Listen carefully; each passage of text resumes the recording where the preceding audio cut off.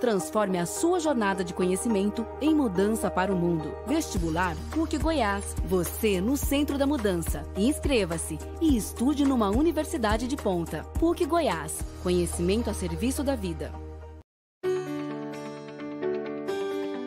Queridas estudantes, queridos estudantes, professoras, professores, comunidade em geral. Eu sou a professora Olga Isilda Ronque, reitora da PUC Goiás. Estou aqui hoje para te fazer um convite muito especial e que muito me orgulha. Te convido a participar da 3ª edição do Circuito Ciência em Casa da PUC Goiás.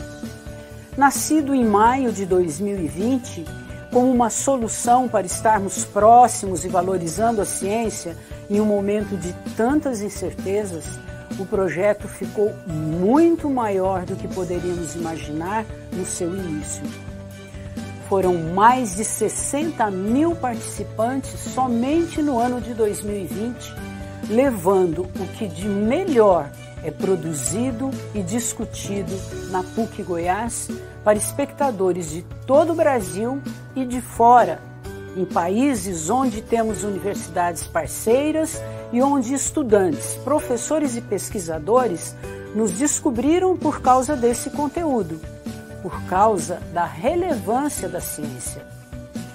Aprimorando essa experiência que veio para ficar, já fechamos o calendário de apresentações do circuito. Serão mais de 170 lives com a participação de todos os nossos cursos de graduação, mestrados e doutorados. Você poderá conferir toda a programação no nosso canal no YouTube, nas nossas redes sociais e pelo nosso site. Seja muito bem-vindo, seja muito bem-vinda à 3ª edição do Circuito Ciência em Casa.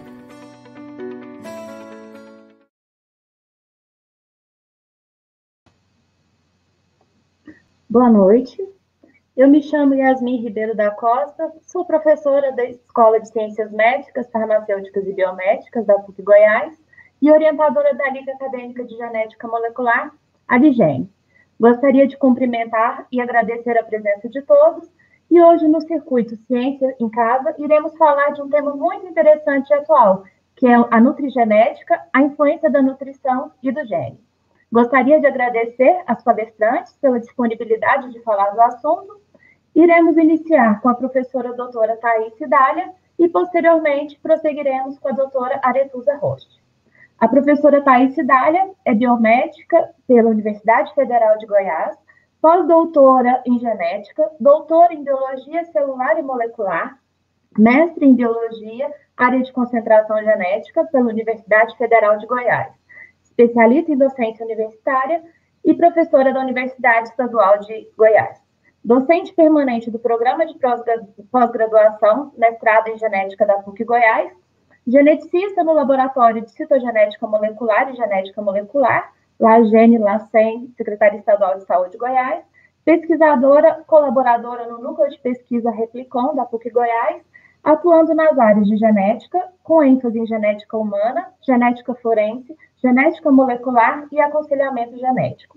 Agora passo a palavra para a professora doutora Thaís. Boa noite, professora Yasmin, muito obrigada pelo convite. Mais uma vez aqui com essa liga, sempre é uma honra, estar com vocês, os alunos sempre me pedem para falar de algum assunto da genética e eu fico muito honrada de poder contribuir mais uma vez e de também perceber esse encantamento que vocês têm por essa área, que é uma área que desperta muito interesse realmente. Então, eu vou começar falando um pouquinho de como que a genética ela está inserida nesse contexto da nutrição e depois a professora Derusa vai dar essa continuidade, linkando um pouco dessa genética com a nutrição. Eu vou projetar aí qualquer problema, se não estiver passando o slide, se tiver com algum problema, vocês me chamem aqui. Já posso iniciar alguma consideração, professora? Pode começar, sim. A palavra é sua. Tá. Muito obrigada mais uma vez. E então, vim falar para vocês um pouquinho sobre a nutrigenética A epigenética, isso mais direcionado para a saúde, considerando aí o perfil dos alunos dessa liga, mas é claro que a gente sempre também dá um jeito de falar da importância da pesquisa para que isso seja aplicado à saúde. Como a professora Yasmin já me apresentou, eu sou biomédica geneticista, trabalho no LAGENE, professora da Universidade Estadual de Goiás e também do mestrado em genética da PUC Goiás. O tema que a gente vai abordar, ele tem muito a ver com o que eu faço em vários lugares, então, por isso que eu sempre reforço aqui que é importante que a gente trabalhe em equipe, juntar a pesquisa que a gente faz no laboratório, seja vinculado a um atendimento pelo SUS, ou numa clínica de atendimento de aconselhamento genético, juntamente com as pesquisas dentro das universidades e os programas de pós-graduação.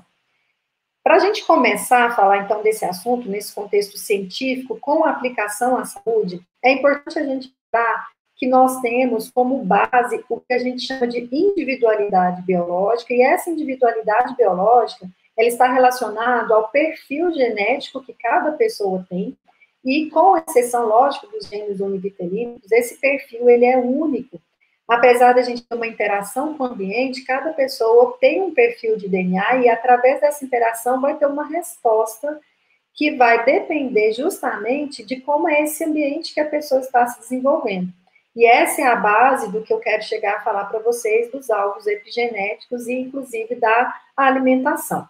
Então, só para a gente lembrar, nós somos um resultado de uma interação do nosso perfil genético, dos fatores genéticos que determinam as nossas características, com o ambiente que a gente se desenvolve, com o ambiente que a gente vive, os hábitos de vida, o estilo de vida. Então, os genes, eles interagem com os ambientes no sentido de estilo de vida, relacionado ao que você come, aos exercícios que você pratica, e esse estilo, ele vai impactar na informação genética, assim como a informação genética traz aí características relacionadas ao perfil de cada um. Então, se existe uma intolerância alimentar, se existe algum perfil relacionado a desempenho esportivo, a uma predisposição para doenças crônicas, tudo isso também vai receber essa influência do ambiente. Então, nós vamos ver que existe uma via nos dois sentidos, tanto de informações genéticas relacionadas a várias características, eu apenas citei aqui 3 exemplos, como a influência que o ambiente vai ter sobre essas características, sobre essas funções do nosso organismo. Então, na verdade, existe uma interação complexa da genética com vários contextos do ambiente e também de respostas biológicas relacionadas, por exemplo, ao metabolismo, ao sistema imunológico, às questões neurológicas, problemas gastrointestinais, e ainda, todos esses aspectos, disfunção mitocondrial, estresse oxidativo, também estão diretamente relacionados com resultados de processos bioquímicos, assim, de forma mais resumida, né, que vão desencadear respostas. Então, é um conjunto de interações, né? Na verdade, existe um conjunto de interações da genética com fatores biológicos e ambiente. E aí vem, já tentando aí abreviar, eu não vou passar muito tempo falando de genes nesse momento, eu estou aqui já, quando eu preparei, eu já pensei que vocês já têm conhecimento básico do gene, DNA, e lá na frente eu volto a falar um pouquinho dessa parte, mas já direcionando para a questão epigenética. Mas antes da gente falar desses alvos e como que isso pode acontecer, é importante a gente conceituar e entender essa área que surgiu dentro das ciências, né, da nutrição, dentro das ciências de uma forma geral, que junta aí a nutrição com a genética. Então, surgiu já há algum tempo a nutrigenética e também a nutrigenômica, que vai, então, abordar justamente os nutrientes e os compostos que são bioativos, que podem influenciar no estado de saúde e doença por meio da modulação, ou seja, da regulação da expressão de alguns genes.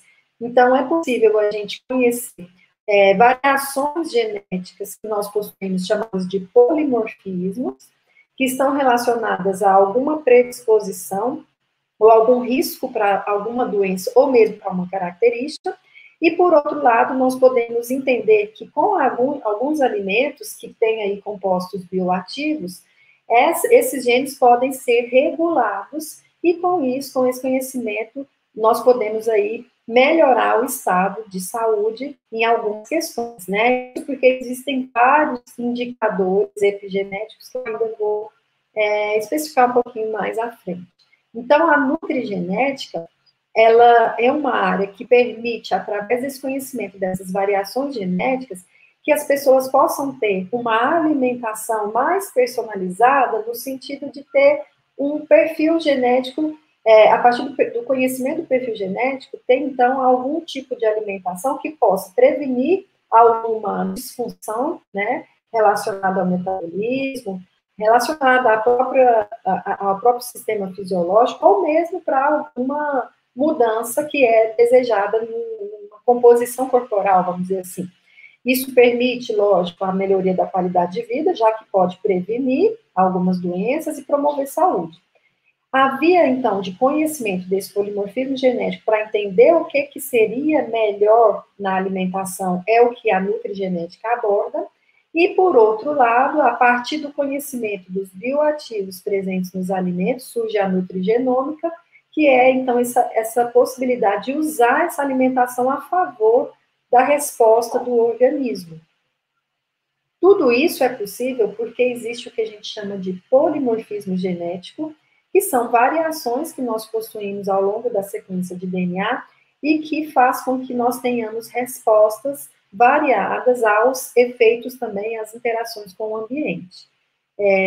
Se alguém ainda tiver dúvida sobre esse conceito, não é o objetivo de detalhar aqui nesse momento, mas eu fico à disposição para a gente voltar a falar. Mas os polimorfismos, né, que são variações que nós possuímos em alguns genes, eles podem estar associados a várias funções, e aí aqui eu trouxe um exemplo de um polimorfismo, de um gene muito conhecido dentro da área da nutrigenética, que é o gene FTO, e aí esse polimorfismo está associado a desequilíbrio no balanço energético. Então, dessa forma, é um conhecimento importante quando se fala em acúmulo de gordura, quando se fala, por exemplo, em risco para desenvolvimento de obesidade. Claro que não é só um gene que vai determinar essa situação, nós sabemos que é uma condição multifatorial, mas que é um conhecimento importante, já que as variações nesse gene podem apresentar diferentes riscos para desenvolvimento de obesidade. Por exemplo, existem pessoas com alelo de risco, e com o conhecimento, na verdade, você pode ter aí o trabalho de uma equipe, né, incluindo, lógico, nutricionista, isso pode trazer informações para um plano alimentar para reduzir esse risco dessa condição, reduzindo aí o impacto, por exemplo, da influência genética em até 30%, também com a prática de exercício, estilo de vida, né, uma alimentação e prática de exercício, já que a gente sabe que existe um alelo de risco para esse desenvolvimento. Então, é onde eu falo que nós temos que usar o conhecimento genético a nosso favor. Se a pessoa possui o alelo de risco para a obesidade, tem condições de fazer aí uma estratégia de alimentação e também de prática de exercício para reduzir essa influência desse gene e obter um resultado que possa melhorar a condição de saúde dessa pessoa. Isso se baseia em vários estudos, né? Nós não estamos aqui supondo, eu falo isso porque muitas pessoas ainda acham que essa área da nutrigenética não faz aquela diferença, porque nós sabemos sim que o efeito do ambiente, o estilo de vida que a pessoa tem é muito importante, mas esses genes, eles têm um impacto também muito importante, nós temos que abrir aí para essa discussão de que existe uma interação dessa questão da genética com o estilo de vida. Então, vários estudos em revistas de impacto têm confirmado, né, estudos recentes têm confirmado essa influência de variantes, por exemplo, do FTO com relação à obesidade, né, o acúmulo de gordura. Isso é só um dos exemplos, tá? É só para realmente exemplificar, tem vários outros polimorfismos de outros genes relacionados a outras condições de saúde que não podem deixar de ser considerados. Aqui também mais um exemplo, né, de outro artigo relacionado a esse gene, tem vários. Se a gente for buscar o GNF, é um dos genes mais estudados, com artigos recentes em revistas de impacto, assim como outros genes que também estão relacionados a funções importantes para a saúde, como o gene da enzima conversora de angiotensina, relacionada a algumas doenças crônicas, assim como também a síndrome metabólica e outras doenças associadas aí à questão vascular. Esse gene, recentemente, também foi descrito como um gene que possui aí variações importantes com relação ao risco para infecção de coronavírus, que é algo que mais na frente posso comentar. Mas é um gene que está relacionado a um sistema que vai impactar em várias condições de saúde. E, às vezes, o conhecimento do polimorfismo que a pessoa tem para esse gene vai ser importante, não só para a questão do entendimento do prognóstico daquela situação de saúde que envolve o paciente, mas até para estabelecimento de estratégias de tratamento. A individualidade biológica, o perfil genético, pode ainda afetar outras situações, não só relacionadas diretamente à prevenção de doenças, estratégias de terapias, mas a gente sabe que tem algumas questões relacionadas ao desempenho esportivo. Tem muitas situações que a gente sabe que só treinamento e só uma alimentação não justifica, como no caso do Bolt, do Phelps, algumas situações, e aí é inegável a gente entender que existe um perfil genético que vai ter ali uma influência muito grande nesse resultado. Eu cito esses dois exemplos, são exemplos extremos, mas que é só para a gente entender que, por mais que o treinamento que é feito com o profissional adequado, para que se tenha um resultado que é a busca ali, que seja o objetivo, nós não podemos deixar de considerar que as características físicas da pessoa, elas são influenciadas pelos genes. E se a gente conhece essas características, algumas estratégias podem ser utilizadas, tá? Lembrando que é sempre um conjunto de fatores, né? Então, a gente não pode simplesmente negar o conhecimento. Então, entra novamente o exemplo do ACE, mas tem outros genes relacionados a essa questão, como o ACP3, é um conjunto de polimorfismos que podem ser avaliados, mas só para reforçar novamente esse gene que é muito estudado, da enzima conversora de angiotensina, ele está associado aí a várias situações do treinamento, e com isso acaba dando aí informações para escolha, às vezes, de estratégias mais direcionadas para cada perfil. Também, como eu sempre falo, nada que a gente tem trazido é algo que não seja científico. Tem vários artigos mais atuais que esse que falam desses polimorfismos. Esse aqui é um clássico, né, que fala dessa influência genética na performance atlética, mas tem vários que confirmam, corroboram com esse estudo de genes relacionados à questão da possibilidade de treinamento, né, essa treinabilidade, a questão de lesões musculares e riscos para algumas situações também de lesão de ligamento, de lesão de tendão, não só esses genes, mas alguns relacionados ao colágeno, né, alguns tipos de colágeno, e aí tem um conjunto aí de centenas de genes que podem ser, então, utilizados para se construir um estudo genético, através de perfil genético, e assim entender melhor características físicas, predisposição para alguma doença, influência em alguns processos que já estão na pessoa, que já apareceram, e como usar isso, por exemplo, no caso de câncer, né, como usar esse conhecimento para evitar, através de um aconselhamento genético, evitar que aquele risco seja impactante na próxima geração. Então, nós não podemos deixar de considerar. Esse aqui é só um artigo que nós também fizemos relativamente recente em Goiás, né, junto com os professores da UFG, eu, professor Ângela, professor Rodrigo, que também direcionaram para esse estudo que nós fizemos do gene da enzima conversora de angiotensina em atletas de futebol, e outros que também têm corroborado com o que nós investigamos. Então, é marcante que esse conhecimento da genética, né, pode ser aplicado à pesquisa, tanto para a escolha de melhor plano alimentar, de alimentos que vão ajudar na prevenção de alguma condição de saúde, pode ajudar na questão relacionada a tratamento, escolha de terapias, como, por exemplo, para saúde física, no sentido de ter diferentes adaptações a respostas metabólicas e, assim, também, aliada a uma boa alimentação, ter um bom resultado, um melhor resultado. Tudo isso é possível porque existe também, dentro dessa área, um campo de estudo muito impactante, né, não tão recente, mas ainda em avanço, né, que está cada vez mais sendo abordado, que é a epigenética.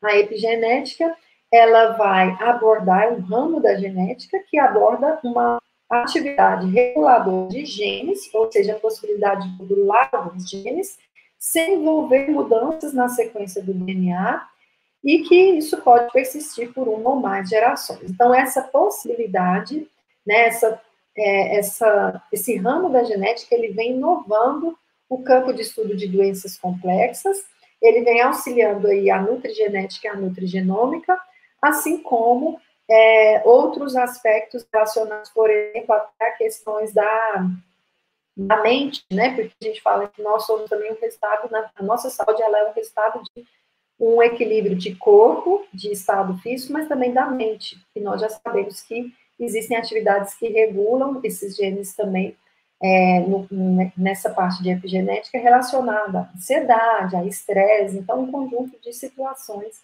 que podem ser trabalhadas juntamente com a alimentação. Isso é possível por quê? Porque o fenômeno genético envolve o fato de a gente ter uma variedade de genes e de ter processos que podem modular ou regular a expressão desses genes, incluindo os alimentos. Daí a nutrigenética e a nutrigenômica entram. E aí, com isso, é possível que as células tenham características diferentes, mesmo com o mesmo DNA.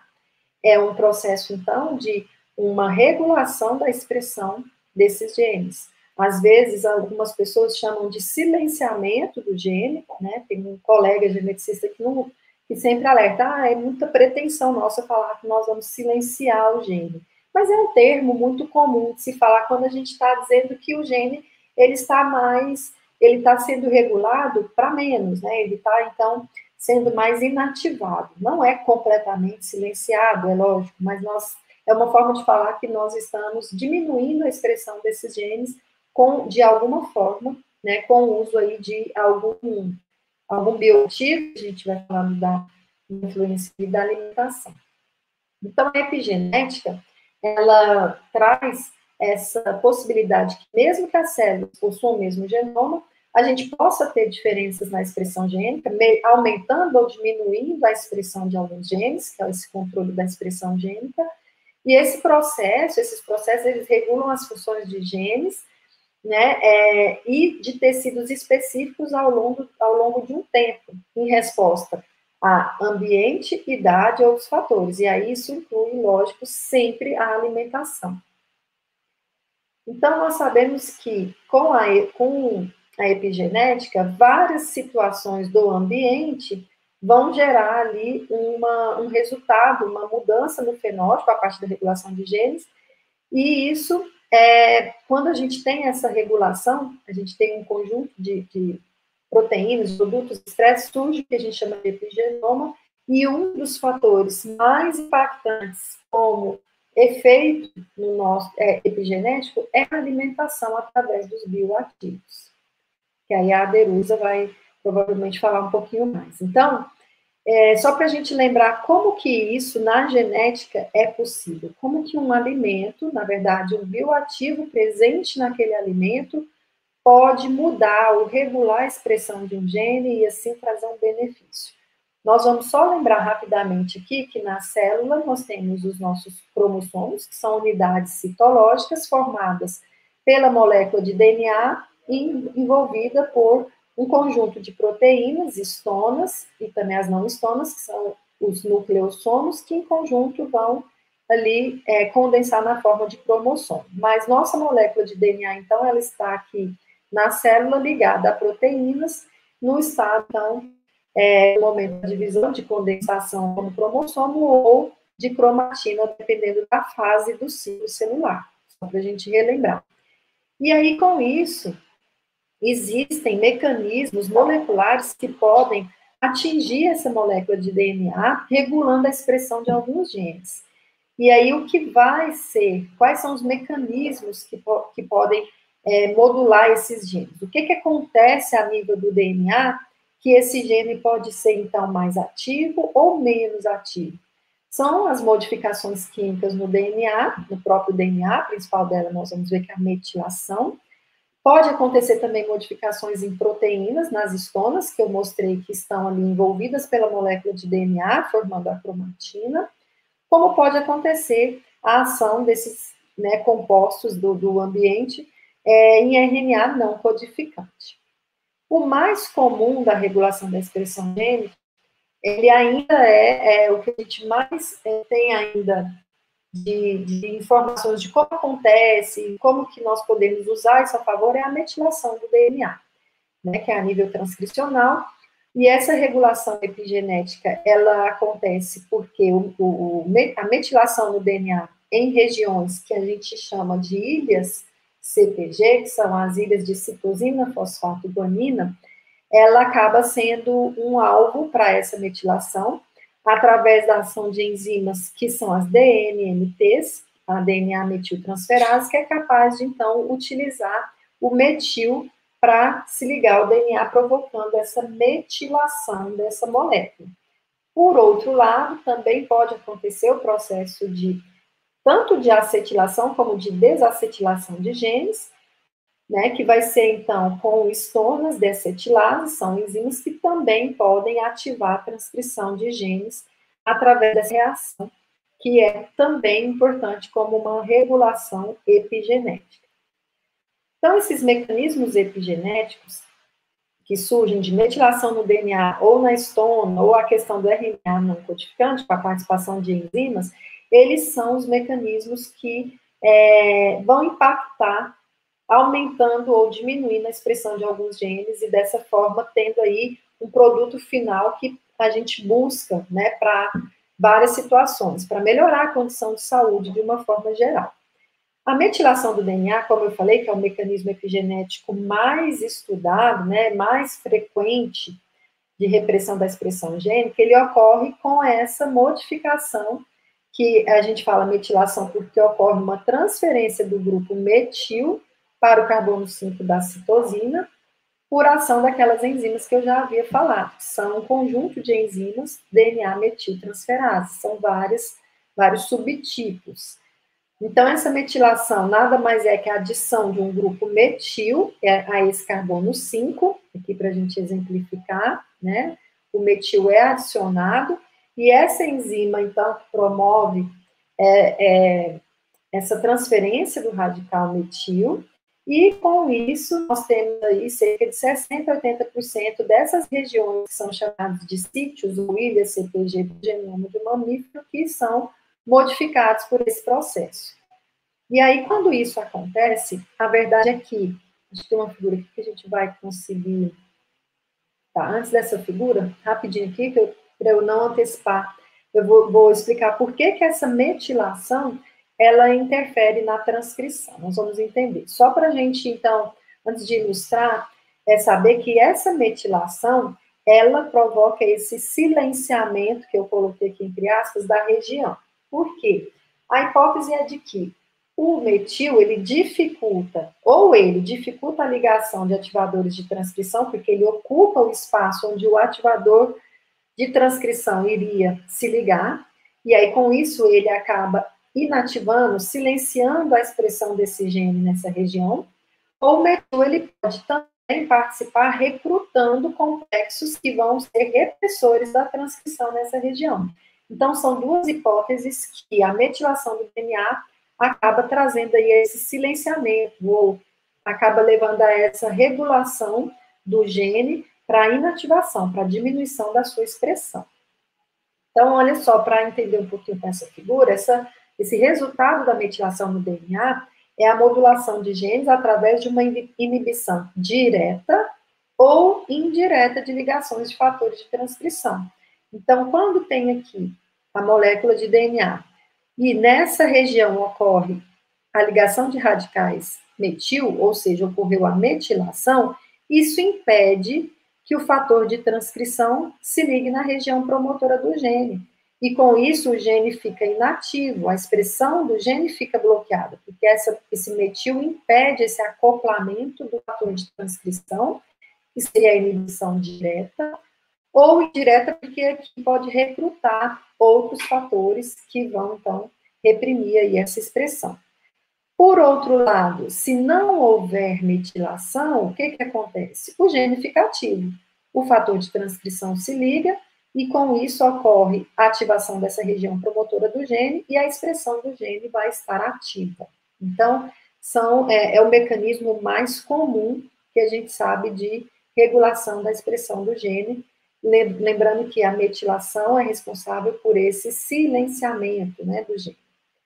Agora, pode acontecer modificações também pós-traducionais de histonas, que vai interferir no arranjo tridimensional do DNA com essas proteínas, e esse processo também pode controlar a expressão de genes, já que a histona, estando ali acessível para esse processo também de metilação ou de acetilação, vai interferir na condensação desse material genético e dessa forma, né, mudando aí o estado de heterocromatina e eukromatina, ocorre uma modificação aí na ativação da expressão de alguns genes.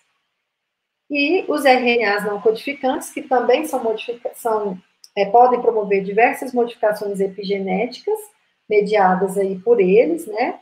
E o impacto vai ser nos processos transcricionais e pós-transcricionais, porque eles podem interagir, né? As proteínas de regulação que dá a expressão dos genes podem interagir com os bioativos presentes nos nutrientes. Então, dessa forma, os alimentos que fornecem determinados bioativos podem também atuar nesse nível. Outra situação que pode também ser responsável pela regulação de alguns genes é a prática de exercícios, e aí a gente já sabe que existe, né, um papel importante do exercício físico na regulação de mecanismos epigenéticos relacionados à inflamação, câncer, doenças neurodegenerativas e ainda o processo de envelhecimento. Então, é quando a gente fala na epigenética, o estilo de vida vai estar relacionado ao funcionamento ou regulação dos genes, né? E com isso a gente tem respostas que podem ser mais assertivas a partir desse conhecimento desses processos. Então, a epigenética, ela vem trazendo aí esse conhecimento do processo de metilação e outros processos bioquímicos que podem acontecer a nível do gene, para que a gente, então, tenha estratégias com relação aos alimentos, com relação aos efeitos que o ambiente pode ter no nosso DNA. Isso é possível porque nós possuímos genes chamados constitutivos e genes induzíveis. Os constitutivos são aqueles que são constantemente expressos e que estão ali sempre importantes para as funções vitais. Agora, os genes induzíveis são esses genes que têm essa expressão que vão variar de acordo com a condição da célula, de acordo com esses efeitos epigenéticos que nós acabamos de comentar. Essa possibilidade, né, de ter genes que são regulados, uso de alimentos e de estilo de vida que possam provocar essas mudanças epigenéticas, é que permite que surja a saúde personalizada.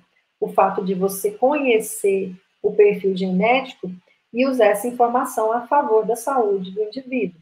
Então, o impacto desse conhecimento, né, dos alvos epigenéticos, da alimentação, do estilo de vida na saúde, ele é muito importante, porque ele pode trazer informações para terapias mais assertivas. Eu vou dar o exemplo aqui da farmacogenética, né? Então, dá um exemplo aqui de, por exemplo, tem situações, né, que eu já pude acompanhar com equipe multiprofissional, onde o médico, ele tinha um paciente refratário para uma dor crônica, enxaqueca crônica, e vários medicamentos tinham sido utilizados, nenhum medicamento estava mais fazendo efeito, e aí, ao conhecer o perfil, né, de alguns genes de polimorfismo através de teste genético, pôde-se entender melhor qual seria a droga que poderia agir com relação àquele caso.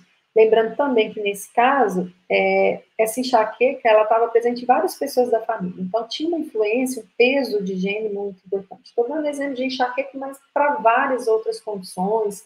E uma que a gente também tem acompanhado muito são as condições de terapias para autismo, né? Que aí, então, também tem um impacto muito importante, já que é um espectro que existe de sinais e sintomas. E quando a gente conhece, né, o perfil genético, o médico, a gente acaba fornecendo aí uma informação para o médico ter uma escolha mais direcionada e otimizar os resultados, tanto quanto se fala em condições de saúde, como de alguma característica física, alguma questão relacionada à performance. Então, nós não podemos deixar de dar uma importância para esse avanço do conhecimento científico dentro da epigenética e colocar isso como uma coisa impactante para uma questão futuro mesmo da saúde, né? Então, se a gente for pensar até em terapias, por exemplo, relacionadas à questão da oncogenética, quando nós já sabemos o padrão de metilação e como que alguns alimentos podem atuar, nós sabemos que isso pode ser muito útil para a prevenção de situações que poderiam acontecer, e aí vem o que a gente chama de intervenção precoce, né? Então, acaba sendo muito impactante, principalmente na saúde, é o que eu sempre defendo, seja na oncogenética, nas doenças neurodegenerativas, nas doenças autoimunes, que também existe essa possibilidade, para questões mesmo relacionadas à longevidade, conhecimento aí de alguns alimentos que podem melhorar a questão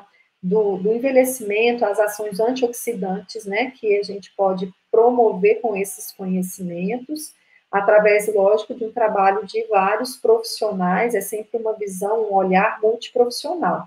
O olhar da genética, do geneticista, o olhar do profissional de educação física, por exemplo, o olhar do nutricionista, do médico, e aí dentro da medicina várias especialidades que vão auxiliar nessa questão da saúde. E agora, recentemente, alguns estudos têm corroborado e têm confirmado algumas relações de alguns polimorfismos genéticos com infecção para coronavírus, assim como tem também para questões relacionadas a quadros mais severos dessa infecção. Geralmente são genes que estão associados à tempestade de citocinas, né, ao processo inflamatório, e que, dependendo do polimorfismo, isso pode ser mais marcante em algumas pessoas, e na prática, acho que todo mundo já percebeu que existem famílias onde várias pessoas acabam ali tendo a facilidade de contaminar, não necessariamente de ter quadros graves, mas de contaminação, e alguns têm de quadros graves, e é claro que a gente não pode descartar a influência do fator genético. Um dos genes relacionados a questão do coronavírus também, essa influência, é o gene da enzima conversora de angiotensina, assim como tem relacionado ao tipo sanguíneo, algumas questões para infecção, não para quadros graves, e o das interleucinas, que eu não coloquei aqui, também das citocinas. Então, a gente tem que reforçar, e eu busco isso sempre, que saúde, longevidade, bem-estar acaba sendo uma situação que envolve o fator genético com o estilo de vida e o ambiente que a gente se desenvolve. Então, é o que eu falo de corpo, físico e mente também, porque quando eu falo desse meio ambiente, não é só o estilo de vida, o que você come, o que você pratica, mas outras situações, né, de prática de exercício, mas outras situações que também podem interferir com a própria saúde mental, estresse, ansiedade. Nós estamos num momento de muita insegurança, né, de muitos conflitos, de pessoas com perdas e que traz angústias, porque são mudanças que nós não estávamos preparados e tudo isso também pode impactar. Então, nós não podemos deixar de pensar, não culpar a genética por todos os resultados, bons ou ruins, da saúde da pessoa, não também só o estilo de vida, mas um conjunto de fatores, né? Então, partindo desse aspecto, eu sempre defendo que, em todos eles, a alimentação vai ter uma influência muito grande. Porque a alimentação, ela pode ser útil nos momentos de estresse e de ansiedade, ela pode ser, no sentido de melhorar essa condição. ela vai ser útil para melhorar o estilo de vida, se é uma busca de prevenir alguma doença, de tratar alguma síndrome metabólica, ou de melhorar uma composição corporal, ou simplesmente de melhorar a performance física. E, então, a alimentação, eu costumo falar que é o caminho. O conhecimento da genética, o conhecimento da importância do estilo de vida que ele vai impactar é fundamental, mas é através dos alimentos que a gente consegue aí obter, com as informações da genética, os resultados. Eu acredito que quando a gente fala em saúde do futuro, essas inovações desse conhecimento e essas tendências, ela tem a contribuir muito, até porque com um bom direcionamento de alimentação, considerando essas informações, né, da epigenética, junto com a genética e a nutrição, através da nutrigenética e nutrigenômica, isso acaba sendo a forma mais saudável da gente melhorar a saúde. E assim, tentar usar menos medicação, ter que passar por menos processos cirúrgicos, a gente teria aí uma intervenção precoce mais natural possível. E é isso que eu imagino para um futuro, né, com a medicina preditiva, utilizando os conceitos da genética, as informações genéticas, juntamente com as tecnologias da genômica, né, a biotecnologia genômica e, lógico, aliado também com a bioinformática. No futuro, nós teremos aí essa informação muito a favor. E aí, para, lógico, utilizar essa informação, eu cito aqui alguns livros para quem tem interesse nessa área, né?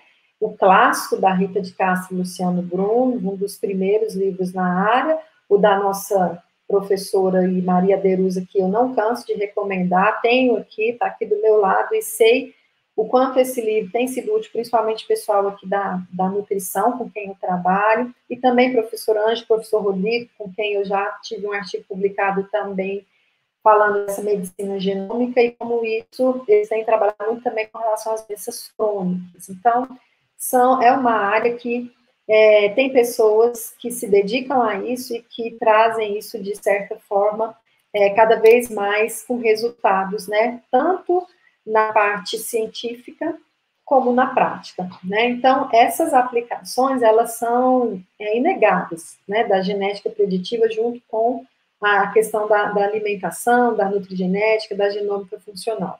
Seja para intervenção precoce, tratamento de câncer, doenças cardiovasculares, doenças crônicas, envelhecimento, ou simplesmente ter longevidade, ter vitalidade, estar bem, viver bem, né? Hoje a gente fala muito, com esse momento que nós estamos passando, acho que todo mundo preocupa muito com a saúde. E esse seria o caminho. Entender que o genoma humano, com alterações genéticas, pode trazer variáveis que são associadas ao bem-estar, vai ter relação também com doenças, mas também pode ser utilizado tudo isso para melhorar a qualidade de vida das pessoas. E não podemos deixar de citar que, para que isso seja possível, existem alguns testes, alguns exames genéticos que vão ajudar nesse processo, para a gente ter essa informação, interpretar essa informação profissional.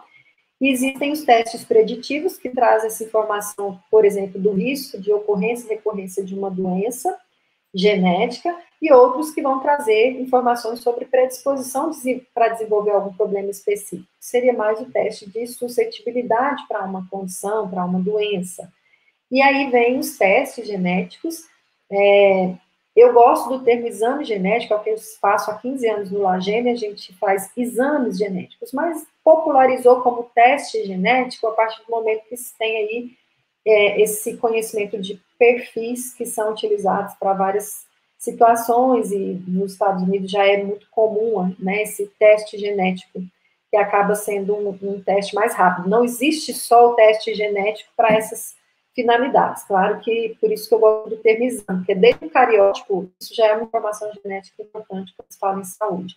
Então, a gente tem que ter muito cuidado nessa abordagem, não colocar, para não ter o teste genético de uma forma que perca aí essa importância, como se fosse, porque muitas vezes, como lá fora, principalmente, é um teste que muitas vezes a pessoa compra na farmácia, ele traz informações que são importantíssimas, então a gente não pode ter essa banalização do teste genético. Ele é um teste importante que muitas vezes acaba sendo colocado como uma forma muito comercial, mas que tem um embasamento científico. Então, nós temos que saber ponderar e equilibrar isso, né? Conhecer o perfil genético de uma família, de um indivíduo, né, através de um exame, é importante para entender a condição genética que está ali naquela família, que pode ser conhecida naquela família, e assim fornecer as informações e orientações através do aconselhamento genético e com uma equipe multiprofissional, como eu já falei, nutricionista, com médico, profissional de educação física, ter estratégias com base nesse perfil, permitindo aí uma escolha mais individualizada, com terapias assertivas, usando aí o conhecimento da nutrição, né, da nutrigenética dos alimentos para modular os genes de forma a prevenir ou tratar, inclusive, alterações patológicas. E para a gente, então, mais uma vez finalizar, o que eu sempre falo, mas não canso de repetir, que a gente conhecer o perfil genético é para que a gente possa ter informações a nosso favor. Genética não é destino, nós temos toda uma questão de interação com o estilo de vida, mas que a gente saiba que o conhecimento dos fatores genéticos que estão relacionados à nossa característica física, à nossa saúde e a outras condições, ele tem que ser um conhecimento que, a partir do momento que a gente resolve investigar, que a gente possa usar isso a favor e desmistificar, né, ou deixar de complicar como se a genética fosse algo que traz sempre alguma relação com doença, né? E, mais uma vez, eu agradeço, né, com a frase que eu gosto muito de usar, que a genética, ela traz a informação, mas que seria essa arma, mas o seu estilo de vida é que vai, então, influenciar ou puxar esse gatilho através dessas interações que a gente tanto fala desses, por exemplo, né, dos bioativos, da alimentação, que a nutrigenética traz aí, que a professora Derusa vai abordar aqui de forma mais específica. Muito obrigada mais uma vez pelo convite. Vocês da Liga, a professora Yasmin sabe que eu estou sempre à disposição e para mim é sempre um prazer falar da genética para vocês. Obrigada.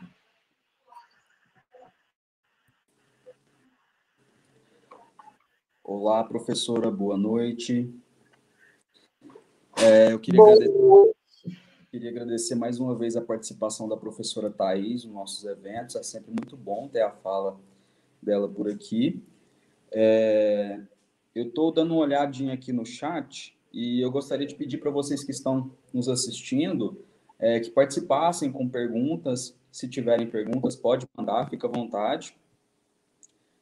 E vou me apresentar, né? Meu nome é Igor, eu sou mestre em genética e doutorando em genética e biologia molecular, professor convidado pela Ligem como co-orientador, e agora nós vamos seguir o nosso evento com a palestra da professora, deixa eu olhar aqui o currículo dela, que não é pequeno, a Derusa. Então, a professora Derusa possui graduação em nutrição pela Universidade Estadual do Centro-Oeste, doutorado e pós-doutorado em Ciências dos Alimentos pela Faculdade de Ciências Farmacêuticas da Universidade de São Paulo, pós-doutorado pela Universidade Federal de São Paulo, atualmente é professora da Faculdade de Nutrição da Universidade Federal de Goiás, é professora permanente do programa de pós-graduação Nutrição e Saúde, é organizadora em conjunto com a professora doutora Cristiane e o professor doutor Marcelo Macedo do livro Genômica Nutricional, dos Fundamentos da Nutrição Molecular, é líder do grupo de pesquisa Genômica Nutricional e Alterações Metabólicas Relacionadas às Doenças Crônicas Não Transmissíveis. Professora, muito boa noite. E muito obrigado por aceitar esse convite. A palavra está com a senhora. Ótimo, obrigada, Igor. Boa noite a todos. Inicialmente, eu gostaria de agradecer o convite, né, da Ligem. É sempre uma alegria para mim falar sobre esse tema, né, sobre nutrigenética, genômica nutricional, porque é o tema que eu estudo a minha vida toda, né? Minha vida acadêmica é dedicada a isso. Então, eu já estudo isso há muitos anos, né? Então, desde que eu comecei a estudar, fazer meu mestrado, a gente já trabalhava com a nutrição e a modulação da expressão gênica, apesar de ainda não ter esses nomes, né, essas nomenclaturas que a gente tem hoje em dia. Então, eu agradeço muito o convite para conversar um pouquinho sobre a nutrigenética hoje. Então, eu vou trazer alguns conceitos, né? A professora Thaís já passou alguns conceitos para vocês e vou também mostrar alguns resultados do nosso grupo de pesquisa, né? O grupo de pesquisa em genômica nutricional, que eu lidero aqui na UFG. Bom, então, inicialmente é importante contextualizar, né, os termos, né, da literatura, né? Então, hoje a gente chama uma ciência relativamente nova na área da nutrição, na área das ciências, né, de maneira geral, mas especificamente na nutrição, nós temos a genômica nutricional. Né? Então, a genômica nutricional, ela direciona o que a gente chama hoje em dia de nutrição de precisão. Né? Então, um tratamento nutricional mais assertivo. E a genômica nutricional, ela é subdividida em 3 subdisciplinas, né? A gente faz essa divisão didática para explicar a interação entre a alimentação e o DNA em diferentes níveis, mas quando a gente parte para o que a professora Thaís falou, né, dos testes genéticos preditivos, por exemplo, para a gente tentar fazer uma prescrição nutricional de precisão, a gente acaba utilizando todos esses conceitos em conjunto. Tá? Então, a gente tem a grande área, né, a genômica nutricional, que é subdividida em nutrigenética, nutrigenômica e epigenômica nutricional. A nutrigenômica estuda, então, como componentes da alimentação, né? Aí a gente pode falar de nutrientes, compostos bioativos de alimentos e até mesmo padrões de dieta, como, por exemplo, a dieta do Mediterrâneo ou a dieta DASH, como esses componentes da alimentação influenciam a expressão gênica, né? Então, modulando o quanto o nosso DNA vai produzir de proteínas para executar funções dentro da célula. E, por outro lado, a nutrigenética, né, que é o principal tema da nossa aula de hoje, ela estuda como variações no nosso DNA vão determinar diferentes respostas a uma mesma intervenção nutricional. Tá? Então, por exemplo, por que algumas pessoas comem a mesma quantidade, uma pessoa vai se tornar obesa e outra pessoa continua magra, né? Então, quais são os componentes genéticos que determinam uma resposta fenotípica à mesma intervenção? E aí, a partir desse tipo de estudo, é que a gente consegue direcionar a alimentação para que ela seja verdadeiramente personalizada, né? E a epigenômica nutricional, então, ela estuda como os componentes da alimentação influenciam mecanismos epigenéticos que controlam a expressão gênica. A professora Thaís também comentou modificações químicas no próprio DNA, né, que seria o perfil, por exemplo, especificamente o perfil de metilação do DNA, né, que controla quais genes são expressos, mais ou menos, ou quais genes seriam até silenciados, né, então é um mecanismo fisiológico da nossa célula, pelo qual as células controlam quais genes serão expressos em qual momento da vida. E a nutrição influencia esse processo de metilação do DNA. As modificações pós-traducionais, né, em proteínas histonas e também os microRNAs, né, a expressão dos microRNAs são os 3 mecanismos epigenéticos discutidos hoje em dia na literatura. E a alimentação influencia, né, esses caminhos. Mas eu gosto de começar um pouquinho antes, né, dando um início, olhando, né, como tudo isso aconteceu, né, como aconteceu essa revolução das ciências ômicas no nosso universo científico. Então, tudo isso começou porque os cientistas acreditavam que um gene determinava uma doença e se a gente descobrisse quais genes eram responsáveis por qual doença, a gente encontraria a cura de todas as doenças. Esse foi o discurso aí que o Watson fez quando foi lançado o projeto Genoma Humano, né, que ambiciosamente visava aí sequenciar o projeto, todo o nosso DNA, né? Então, antigamente era uma coisa assim inimaginável, né? Era um projeto de dimensões bilionárias e que envolveu aí um consórcio de vários países e muitos pesquisadores trabalhando intensamente, né? Durante 13 anos para sequenciar o primeiro genoma humano. O que a gente faz hoje em dia, né? É possível sequenciar um genoma humano hoje em 24 horas e há um custo estimado aí de $1.000. Bom, mas esse projeto Genoma Humano, ele foi muito importante, ele trouxe impacto em muitas disciplinas. Hoje nós vivemos na era pós-genoma, né? Então ele é considerado um divisor de eras, e ele impactou em diferentes disciplinas, né? Então, em bioinformática, biotecnologia, em bioestatística, em ciências médicas, né, que é onde a gente teve o principal impacto do projeto Genoma Humano. E algumas informações importantes, né, que o projeto humano foi lançado em 1990 e foi oficialmente finalizado em 2003. Né? O primeiro rascunho do genoma humano foi publicado em 2001.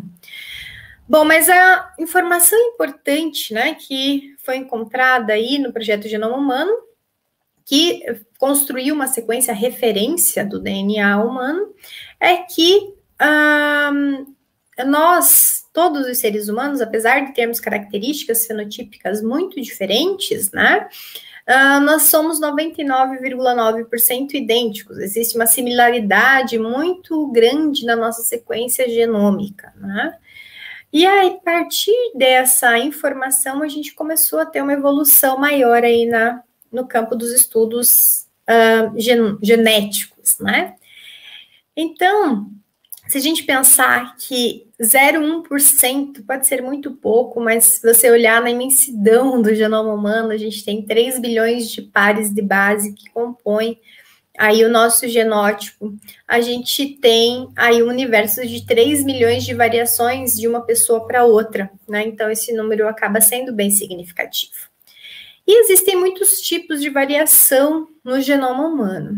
A principal, a mais frequente e a mais estudada é a variação chamada de SNP. Né? A gente usa a sigla do inglês, Single Nucleotide Polymorphism, quer dizer, polimorfismo de nucleotídeo único. Então, a gente tem lá no nosso DNA a sequência de nucleotídeos, adenina, citosina, timina, guanina. E em um indivíduo, na mesma posição, eu tenho aqui no meu exemplo uma adenina e o outro indivíduo tem uma citosina. Essa troca de nucleotídeo, se ocorrer numa região codificadora do DNA, ela pode implicar nos aminoácidos, na sequência aminoacídica da proteína e, consequentemente, influenciar aí a atividade da proteína, e isso vai determinar aí um maior ou menor risco de doenças, por exemplo. Né? Vai determinar também um metabolismo mais lento ou mais rápido para um determinado nutriente. E a partir desse entendimento é que a gente consegue aí desenvolver os estudos de nutrigenética. Então, estima-se que ocorra um SNP a cada 100 ou 300 nucleotídeos aí do nosso genoma. Aqui só mais uma ilustração, né? A gente tem no nosso DNA, eu acabo fazendo algumas analogias, no nosso DNA é como se fosse o livro de receitas, né? Então, a gente tem lá uma receitinha, né? Uma sequência específica no nosso DNA que tem a receita para produzir uma determinada proteína. Então, o DNA ele é transcrito em um RNA mensageiro. Esse RNA mensageiro é traduzido em aminoácidos, a gente tem o código genético, né? E essa sequência de aminoácidos determina uma proteína que vai executar funções e influenciar no fenótipo. Então, por exemplo, a insulina humana, né? Então, nós temos lá no nosso DNA uma receitinha que vai determinar uma sequência de aminoácidos que, no final das contas, vai ser a nossa insulina humana.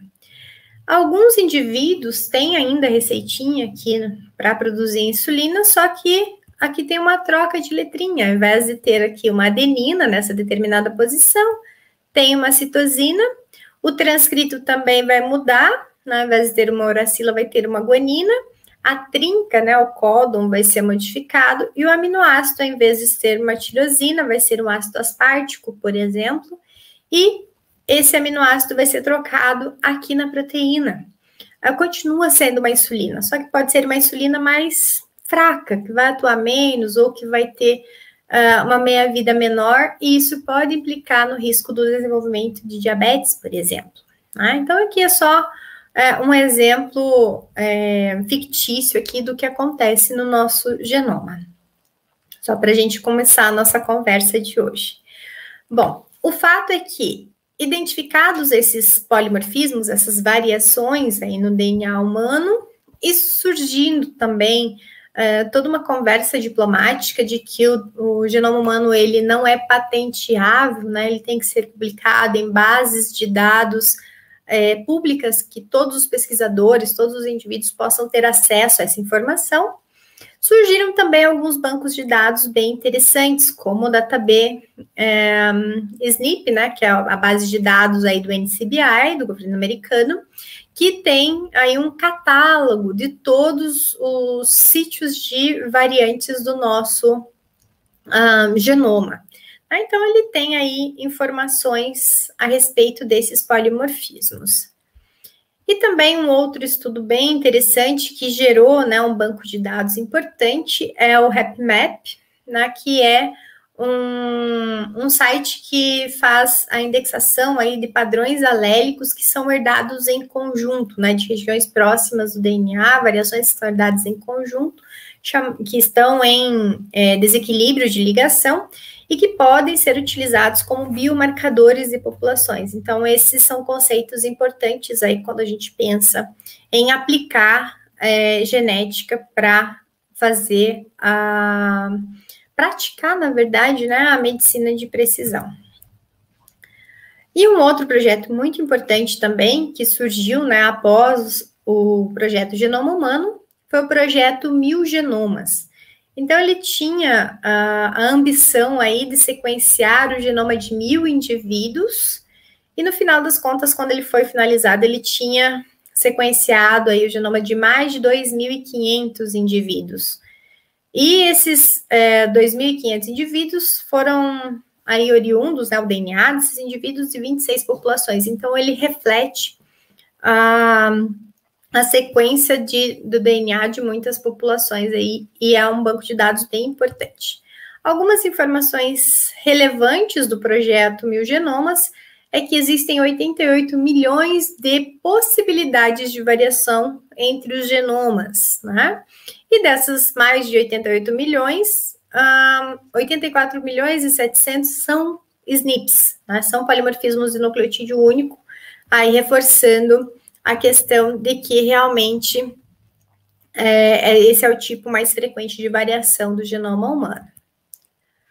Bom, e cada indivíduo tem o seu próprio conjunto, né, de 3 milhões de variações que nos torna seres únicos. Nós respondemos de forma única ao ambiente, a uma exposição a um determinado fator, como uma atividade física, e também a alimentação, ao estresse, né? Então, nós somos únicos porque esse conjuntinho aí de 3 milhões de variações nos torna seres únicos.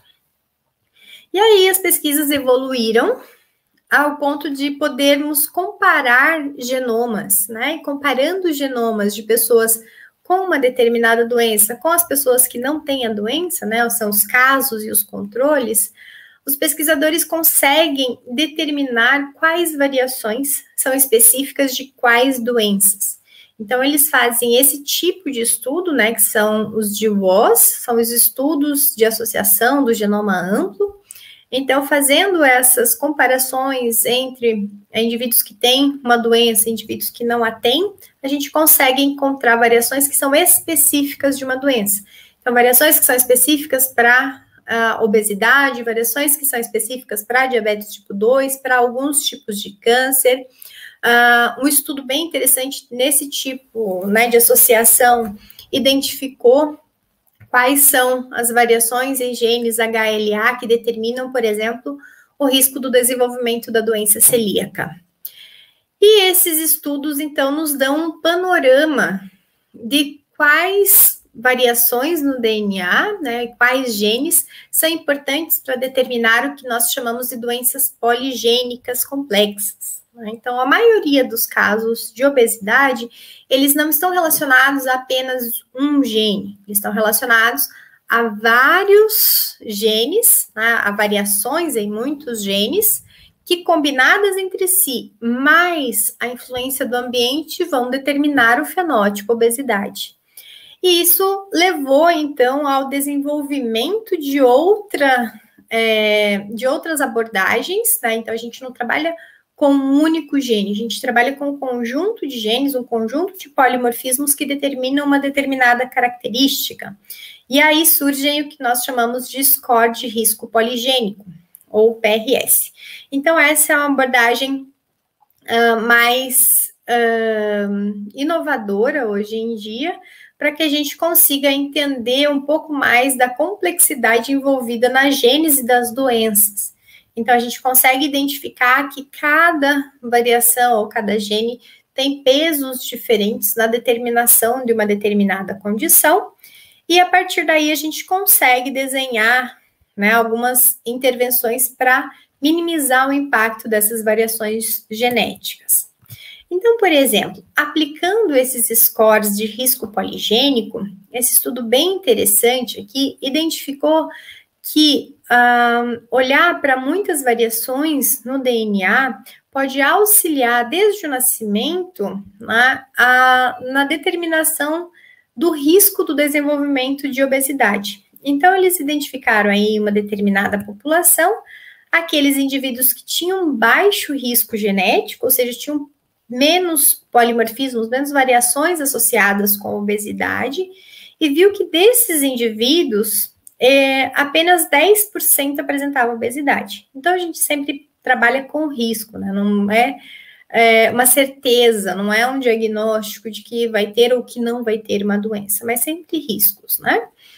E aqueles indivíduos com alto risco genético, com PRS alto, né, apresentavam aí 40% de chance de desenvolver obesidade.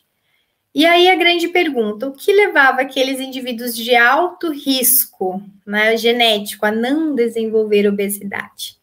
E isso despertou novamente, né, uma antiga discussão que a gente tem na ciência, que é o peso da natureza, né, o peso dos genes e dos fatores hereditários, e qual é o peso da criação, do ambiente, né, na determinação de um comportamento ou de uma determinada doença.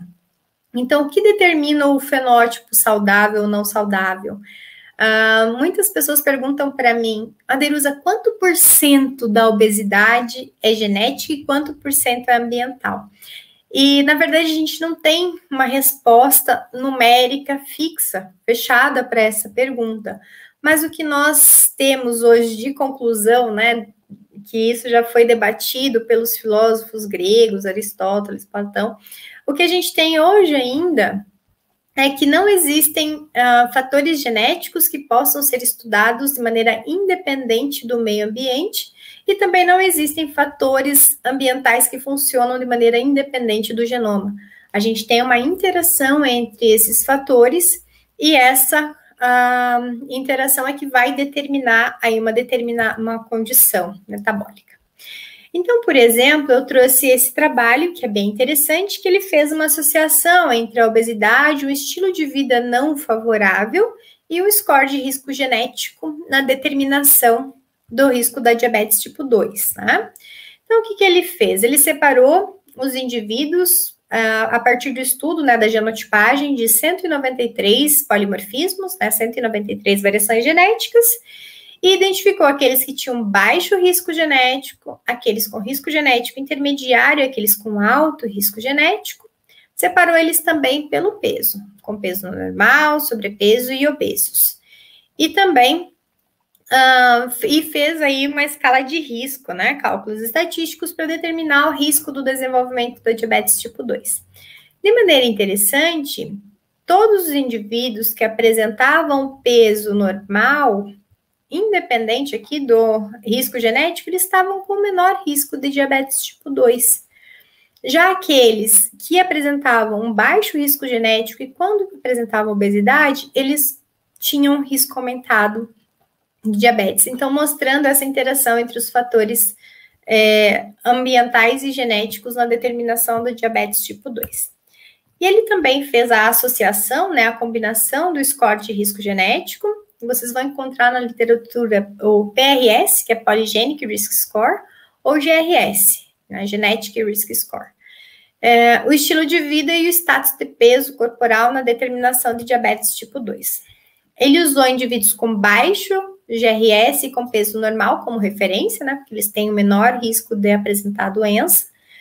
E ele identificou uma associação aí linear com os fatores de risco. Então, um estilo de vida favorável, né, com prática de atividade física, alimentação equilibrada, adequada, rica em frutas e hortaliças, como baixo risco, e já aquele estilo de vida desfavorável, né, sedentarismo, alto consumo de gordura saturada, baixo consumo de frutas e hortaliças, alto consumo de alimentos ultraprocessados, foi aí justamente aqueles indivíduos que apresentavam maior risco de diabetes tipo 2, mostrando essa interação entre todos os fatores. E aí surge o conceito que eu falei já para vocês de medicina de precisão, né, onde aquele modelo de um tamanho para todos já não serve mais. Então, a gente sabe que um tamanho, cada indivíduo, na verdade, precisa de uma conduta específica e adequada para si.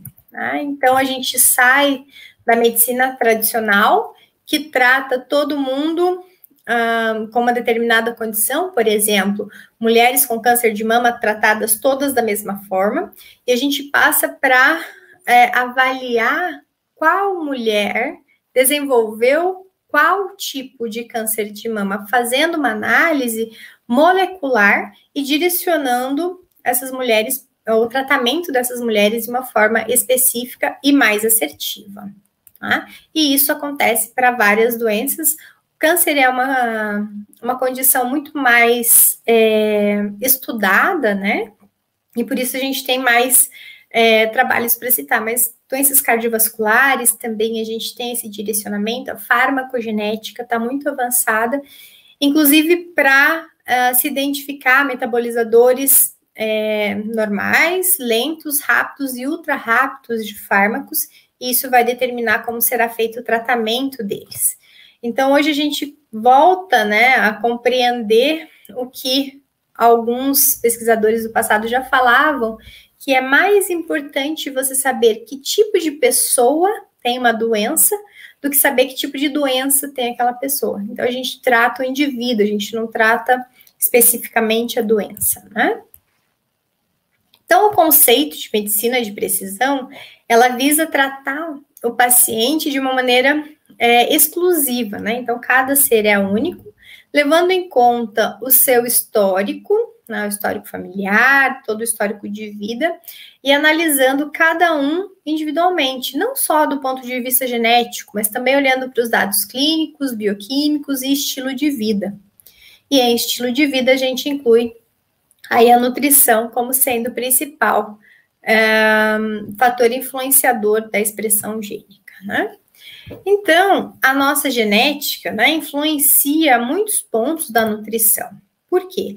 A partir da constituição genética, nós podemos determinar as necessidades nutricionais, o metabolismo dos macronutrientes, de carboidratos, proteínas e lipídios, o metabolismo dos micronutrientes, né, de ferro, zinco, magnésio, a absorção desses nutrientes, e também o metabolismo dos outros compostos presentes na alimentação, o nosso sistema de defesa antioxidante, de detoxificação e a nossa resposta inflamatória, o desempenho esportivo, como já foi citado hoje, e também o envelhecimento individual. Então, as características genéticas estão aí interlaçadas, né, com todas as características nutricionais, e isso também determina aí o risco de doenças crônicas não transmissíveis e como a nutrição pode auxiliar na redução do risco dessas doenças.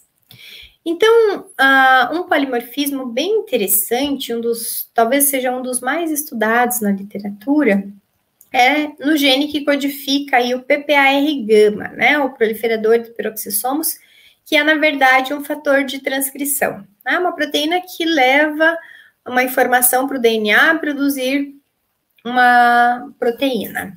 Então, um polimorfismo mais comum, né, nesse gene é a troca aí de um nucleotídeo que vai determinar, no final das contas, a codificação de uma alanina no lugar de uma prolina na posição número 12 da cadeia polipeptídica. Então, é conhecido como PRO12-ALA. E aqui o RS é o número de registro desse polimorfismo no banco de dados. Então, esse RS é bem importante, como se fosse o CPF ou o RG, né, dos polimorfismos. E o grau mais alto de evidência na literatura hoje são as meta-análises, né? Então, a revisão sistemática seguida de meta-análise faz com que a gente tenha uma certeza dentro da ciência, né? Por quê? Esse tipo de estudo, ele compila dados de vários pesquisadores, faz uma análise estatística e possibilita uma conclusão de um determinado evento. Então, em uma meta-análise bem interessante, os pesquisadores identificaram que existe aí um risco genético associado a esse polimorfismo para o desenvolvimento de diabetes tipo 2. Então, nessa meta-análise foram incluídos 70 estudos, né, mais de 62 mil casos, ou seja, o N aumentou, a gente tem uma certeza estatística bem importante nesse caso, e eles concluíram que há evidências suficientes de que indivíduos carreadores do alelo ALA têm um risco reduzido de diabetes tipo 2, e aí em todas as etnias, né? Então, o ALA seria o alelo variante, então a troca de nucleotídeo vai determinar uma variação genotípica que leva à proteção dos indivíduos, né? Então, nem sempre um polimorfismo é uma coisa ruim, às vezes é uma coisa boa, né? Nos protege de algum risco aumentado, tá? Esse PPAR-gama, ele é responsivo aí a vários fatores, dentre eles aos lipídios da dieta. Então, ele é uma proteína, né, um fator de transcrição que vários compostos podem ativar ele. Fala para ele, ô PPR, vai lá no DNA e manda o DNA fazer um RNA mensageiro para traduzir proteínas importantes. Por exemplo, proteínas que regulam a diferenciação de adipócitos, aumentando a formação desses adipócitos aí. E aonde entra a nutrigenética aí, professora? Bom, existe uma relação muito importante entre o consumo de gorduras e o risco aí de diabetes tipo 2 em indivíduos que são carreadores do polimorfismo. Então, esse estudo mostrou que existe realmente uma associação entre o alto consumo de gordura, né, gordura total da dieta, e o genótipo PRO-PRO, né, que seria o selvagem, e o risco de diabetes tipo 2. Então, o que eles identificaram? Que apenas aqueles indivíduos que têm um alto consumo de gordura total é que apresentam o risco de desenvolver diabetes tipo 2. Então, mostrando que a gordura da dieta, né, a modulação desse conteúdo de lipídios da dieta pode levar a uma compensação do genótipo de risco aí, né? Outro exemplo bem interessante é o gene que codifica um outro fator de transcrição, o TCF7L2, que é um fator de transcrição aí relacionado à produção de insulina, por exemplo, né? De vários genes aí que controlam o metabolismo glicídico. Então, existem vários polimorfismos desse gene. O mais estudado é esse RS aqui, né? 7903-146, que é a troca de uma citosina por uma timina. Indivíduos que têm o alelo T, né, no DNA, têm uma determinação genética, tem um risco genético para alterações metabólicas, hiperglicemia, hipercolesterolemia e diabetes tipo 2. Em um estudo bem interessante, né, avaliando a adesão à dieta do estilo mediterrâneo, que é rica em frutas e hortaliças, peixes, e principalmente azeite de oliva, né, os pesquisadores identificaram que aqueles portadores do alelo T, que tinham uma alta adesão do estilo mediterrâneo, tinham glicose normal, colesterol normal, mostrando aí uma interação gene-dieta, né, que a dieta pode modular a expressão dos genes, levando aí uma compensação metabólica que é determinada geneticamente. Agora, aqueles indivíduos carreadores do alelo de risco, que têm uma baixa adesão à dieta mediterrânea, apresentavam alterações metabólicas, né, direcionando o tratamento desses indivíduos, mostrando que para eles pode ser interessante uma dieta no perfil mediterrâneo. A gente tem vários estudos nesse sentido, né, com esse polimorfismo e a interação com macronutrientes da dieta, por exemplo, em indivíduos obesos. Esse foi um estudo de intervenção, 10 semanas de intervenção. Eles pegaram pacientes obesos, né, 739 indivíduos obesos, e submeteram eles a uma dieta hipocalórica, mas com diferentes percentuais de gordura na dieta, né? Eles chamaram de high fat, de 40% a 45% de gordura, e baixa gordura, de 20% a 25%, e fizeram uma restrição calórica de 600 calorias para todos eles. Avaliando os resultados, aí no final de 10 semanas, eles encontraram um resultado bem interessante. Eles separaram por genótipos, né, aquele CC e o CT, e o TT é aquele genótipo de risco, né, que tem alterações metabólicas. E eles identificaram que aqueles que têm o risco, né, de aumentado de alterações metabólicas, quando consumiam uma dieta com baixa gordura, perdiam mais peso do que aqueles com a dieta rica em gordura. Eles observaram o mesmo padrão aqui para a circunferência da cintura, e também quando foram olhar para parâmetros metabólicos, como o ROMA-IR, que está relacionado com o risco de diabetes, eles viram os efeitos mais interessantes. Aqueles com genótipo de risco e que consumiam mais lipídios tinham um risco aumentado, né? Tinha um ROMA aumentado, piorando, deteriorando aí a função metabólica. E isso também foi observado aí para a diferença aí de perda de massa magra. Bom, então eu trouxe para vocês alguns exemplos da literatura e agora eu vou trazer um pouquinho da contribuição do grupo de pesquisa em genômica nutricional, né? Então, pensei que o tema da live é ciência em casa, então eu trouxe o que a gente faz aqui no Brasil. É tão difícil a gente fazer pesquisa, né? A gente enfrenta muitos cortes, boicotes, a gente vê governantes falando absurdos, né, falando que na universidade se faz balbúrdia, e eu queria mostrar para vocês que na universidade a gente faz ciência, mesmo com cortes de verba, com dinheiro escasso, a gente se vira e a gente consegue produzir um pouquinho de ciência, né? Bom, então, um dos primeiros projetos aqui que eu participei, quando eu vim para Goiânia, desde 2014, essa é uma trajetória de alguns trabalhos que eu participei ou coordenei aqui desde 2014. Então, a gente trabalhou com homocisteína, porque é um fator de risco cardiovascular, né, hiperhomocisteinemia. Então, esse projeto foi realizado com adolescentes de 10 a 19 anos que estudavam numa escola pública em Goiânia e que tinham um fator de risco cardiometabólico. E nós fizemos a genotipagem deles para polimorfismo no gene importante, que é a metileno, que codifica, né, para a enzima chamada metileno tetrahidrofolato redutase, que participa aí do metabolismo do folato e determina aí a liberação de grupamentos metil, né, que a gente viu, metilação do DNA também, então tem uma série de implicações metabólicas. Nós fizemos todo o perfil lipídico dessas crianças, né, adolescentes, na verdade, incluindo LDL oxidada, homocisteína plasmática, vitaminas B6 e B12, e avaliamos também o consumo alimentar. Além, né, da genotipagem da metilena, a gente também conseguiu uma parceria com uma empresa privada, o Centro de Genomas, né, que é de São Paulo, e conseguimos fazer aí, o Centro de Genomas nos doou testes genéticos, né, por isso que a gente não tem muita verba do governo aqui, foram muitas parcerias que eu consegui fazer com a iniciativa privada para a gente ter esses projetos.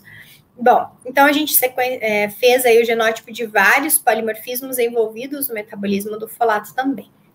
O primeiro artigo foi publicado em 2015, né, desse trabalho, foi o mestrado da Carla, e a gente encontrou aí que esse polimorfismo, o C677T, né, a troca de uma citosina por uma timina na posição 677 do gene, está relacionado com a concentração de LDL oxidada em adolescentes com risco cardiovascular, né? Então, aqui a gente encontrou uma associação bem importante. Então, aqueles que tinham o genótipo CC tinham 3,9 de LDL oxidada, e aqueles que tinham o alelo de risco tinham 9,9, mostrando uma interação bem interessante.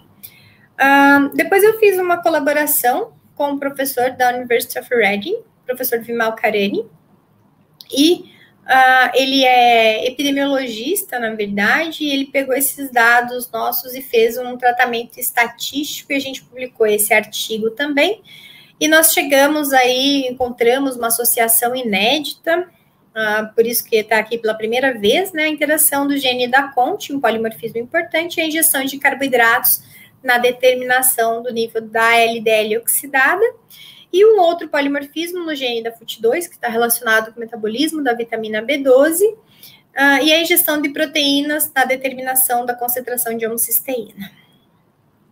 Mas para a gente chegar ao que a gente chama de nutrição de precisão, a gente tem que ter um olhar mais amplo, né? A gente já vê hoje em dia que não podemos olhar apenas para um polimorfismo. Pensando nisso, nós desenvolvemos um score de risco genético, né? Então, olhamos para variações genéticas que influenciam o metabolismo lipídico de maneira combinada. E aí, o mesmo estudo, né, com adolescentes, que o teste do Centro de Genomas deu o genótipo aí eram 98 polimorfismos, e nós pegamos 20 polimorfismos relacionados com o metabolismo lipídico desses mesmos indivíduos e fizemos uma associação aí com o perfil lipídico. Encontramos scores de risco genético para cada um dos fatores aí de dislipidemia, né, para TG aumentado, colesterol total, LDL, e também conseguimos aí, agora recentemente, uma publicação com scores de risco genético relacionado aí a alterações do perfil lipídico de adolescentes, como um estudo preliminar ainda, porque são só apenas 115 adolescentes, mas já dando mais uma contribuiçãozinha nossa para a ciência. E um outro estudo também de nutrigenética, né, com 117 agora adultos, que foram classificados com a síndrome do obeso eutrófico, que é a síndrome de indivíduos que apresentam o peso normal, né, o IMC normal, na verdade, e um percentual de gordura elevado. Mais uma vez, parceria com o Centro de Genomas, que nos doou os testes genéticos. Nós conseguimos aí identificar que uma população que era inicialmente considerada saudável, né, adultos saudáveis, porque o fator de inclusão era que eles não tivessem doenças, né, não soubessem, a gente identificou que no total, 73% dos indivíduos tinham alguma alteração no perfil lipídico e eles nem sabiam, né? E eram adultos jovens. E fazendo uma análise de regressão, nós identificamos que aqueles carreadores do alelo E2, agora a gente estudou outro gene, né? O gene da ApoE. Do alelo E2, tinham maior concentração de APOA1, que está relacionado com HDL, né? Um perfil de colesterol bom. E a gente encontrou também uma associação positiva da presença do alelo E4 e a ApoB, que está associada aí com a concentração de LDL, mostrando pior perfil lipídico. Isso é o que a gente encontra, né, na literatura mesmo, e encontramos também algumas associações com o consumo alimentar, né? Estratificamos principalmente o consumo de lipídios, né? Colesterol total, polissaturados e saturados. Esse artigo também foi publicado, né, no Clinical Nutrition em 2017, uma boa publicação. E agora, recentemente, continuei com a minha parceria com o professor Vimal, nós ganhamos um edital, né, ganhamos um projeto e começamos um estudo piloto, mais uma vez, aqui, né, em Goiânia, por causa do ENE, a gente conseguiu dinheiro para trabalhar com 200 indivíduos e fizemos aí um primeiro estudo para identificar se existe alguma associação, né, do risco genético, do score de risco genético, à ingestão de gordura e alterações no perfil glicídico. E nós encontramos aí alguns dados, né, esse trabalho está submetido, está em avaliação pela Nutrients, então são dados ainda não publicados, mas nós encontramos associação interessante entre o score de risco genético, e aqui, mostrando para vocês o score de risco genético e a glicose, a insulina de jejum e a razão insulina-glicose, mostrando que aqueles que tinham maior score de risco genético e consumiam mais gordura e tinham uma piora no perfil glicídico, né, de alterações do perfil da glicose. Outro trabalho que eu trouxe para vocês, esse é o último, né, do nosso grupo de pesquisa, é um trabalho que eu gosto muito, que é um trabalho com câncer de cabeça e pescoço. Então, nós encontramos aí a nossa pergunta, né, será que existe associação entre o padrão de metilação, a expressão de microRNAs e o consumo alimentar em câncer de cabeça e pescoço? Bom, o primeiro trabalho desse projeto está submetido ainda para uma revista, a gente ainda não tem resposta, está em revisão, mas nós encontramos uma associação entre o consumo alimentar e a expressão do microRNA 31, que é considerado um oncomicroRNA, né, um microRNA do mal para câncer de cabeça e pescoço, e a expressão do MIR375, que é um MIR supressor tumoral, que é um marcador importante aí de proteção para câncer de cabeça e pescoço também. Então, alguns destaques desse trabalho é que a expressão desses dois microRNAs está associado com o consumo alimentar em pacientes com câncer de cabeça e pescoço. O açúcar total, colesterol, folato e o zinco são inversamente associados com o MIR31. Então, quanto maior o consumo desses nutrientes, menor a expressão desse microRNA, que é considerado do mal, né? Então, seria uma coisa boa. E o selênio, a vitamina C e a vitamina D são associados positivamente com a expressão do MIR375, que é uma coisa boa também, tá? E aí a outra pergunta que surge desse trabalho, né, um bom trabalho é aquele que traz mais perguntas, será que a hipermetilação influencia a expressão desses microRNAs, em especial do MIR375, e será que isso tem algum impacto clínico? Bom, aí a gente tem um outro trabalho que fez uma análise de bioinformática, né? Então buscou em bancos de dados essa informação para tentar responder a pergunta. Então esse é o trabalho da minha aluna de doutorado, né? Ainda está no começo esse trabalho, e ela encontrou aí uma associação, então mostrando que o padrão de metilação está associado sim com dados clínicos, né? Então ela encontrou uma associação entre o perfil de metilação em regiões aí que controlam a expressão do MIR375, nas regiões shore, end-shore e shore, e encontrou uma associação com a sobrevida, mostrando que quanto mais metilada essa região, menor a sobrevida dos pacientes, né? A taxa de sobrevida era 38% menor daqueles indivíduos que tinham maior metilação nessa região, e isso levava à morte mais precoce desses indivíduos.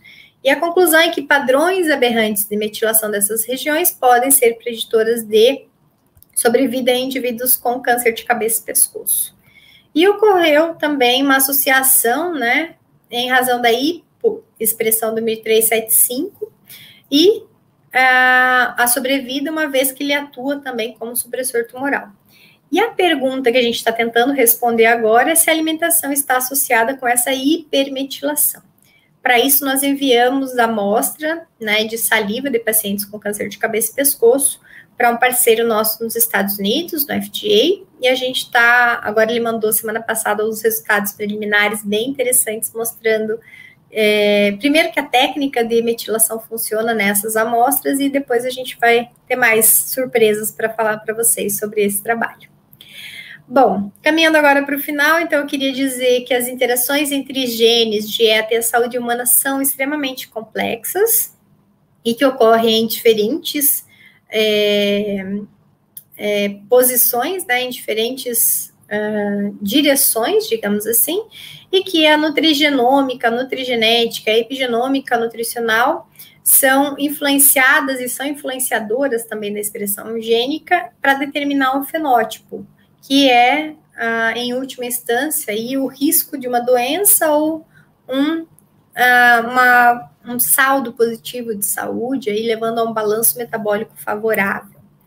E o que a gente tem aí de avanços é que para a gente chegar nessa nutrição de precisão, eu trouxe aqui o exemplo de uma publicação da The Lancet, em Diabetes and Endocrinology, para aplicação da nutrição de precisão em diabetes tipo 2. Então, eles falam que a gente precisa de muitas coisas, né? Dentre elas, a gente precisa de uma análise de Big Data, né? Uma integração de análise de dados genômicos e de dados ambientais para a gente conseguir chegar aí na prescrição de uma nutrição de precisão, que isso vai ser controlado aí por aplicativos, por smartwatches, enfim, a gente vai ter aí um direcionamento bem bacana nos próximos anos nesse sentido, principalmente com a aplicação de inteligência artificial, né, nos modelos aí de estudos de genômica nutricional.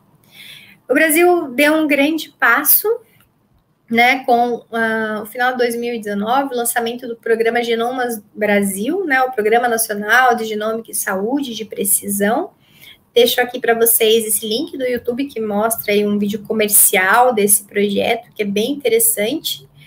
Nesse projeto a gente tem, vai ter em breve, né, está finalizando as discussões, eu fui convidada para participar desse grupo de trabalho, para o lançamento de uma residência multiprofissional em genômica e genética e também em aconselhamento genético, né, para profissionais de todas as áreas da saúde, incluindo da nutrição, e também a gente tem o apoio, né, desse projeto para o projeto DNA do Brasil, que é um projeto coordenado pela professora Lígia Veiga, da USP São Paulo, e que já sequenciou aí o genoma de mais de 2.000 brasileiros, e o objetivo final é sequenciar o genoma de 16.000 brasileiros, colocando definitivamente o Brasil aí no mapa dos genomas, tá?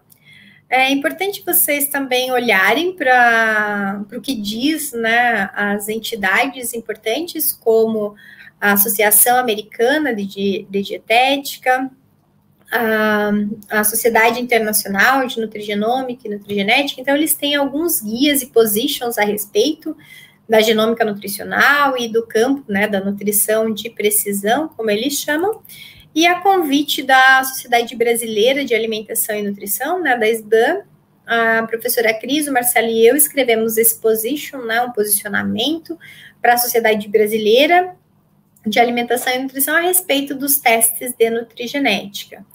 Então, é importante vocês avaliarem, né, também o posicionamento dessas entidades a respeito de tudo isso. E ter em mente que a gente tem muito conhecimento hoje em dia, tá? Tem muita informação, na verdade, mas a gente ainda está construindo o conhecimento e olhando para o futuro aí. A gente está caminhando e indo em direção ao sol para avançar aí na aplicação da genômica na prática, principalmente para otimizar o nosso saldo de saúde. Deixo aqui meu filho, né, para quem quiser estudar mais sobre o assunto.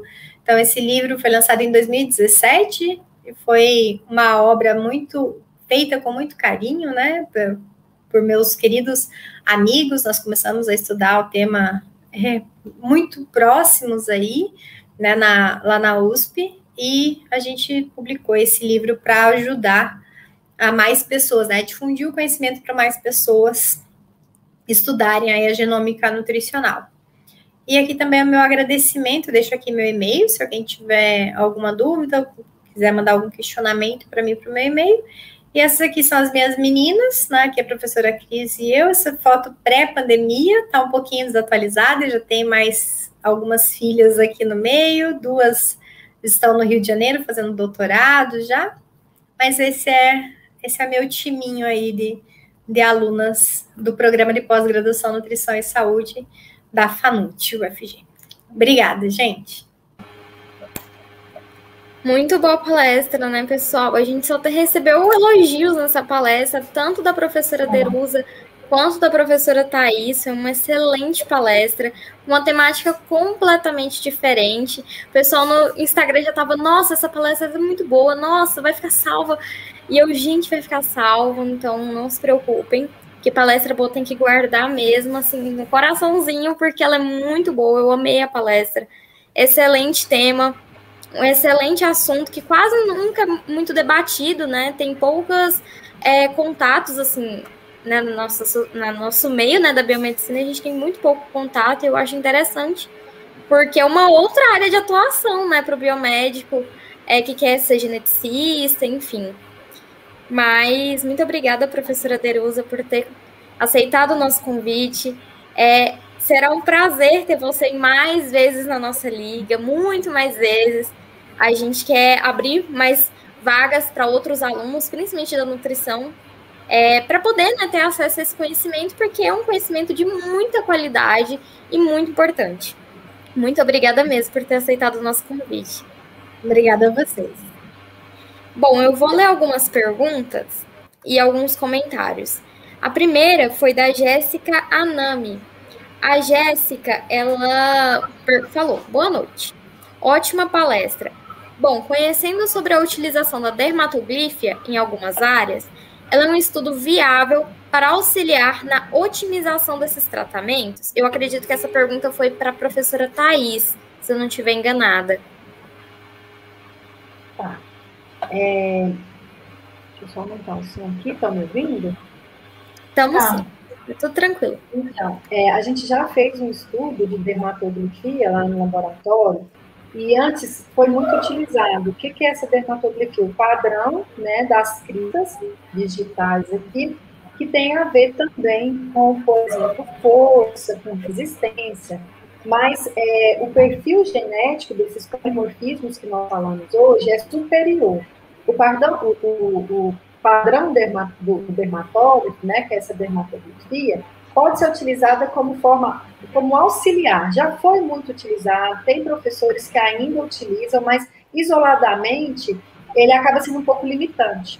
Mas ele tem, sim, uma influência. A gente sabe que, dependendo do padrão que tem ali, de cristas, de mais bolhas, né, de verticilos, a gente sabe que isso traz muita informação, não só para performance, mas para outras condições, mas o perfil de polimorfismo é bem superior em relação à informação que a gente pode ter para essas características.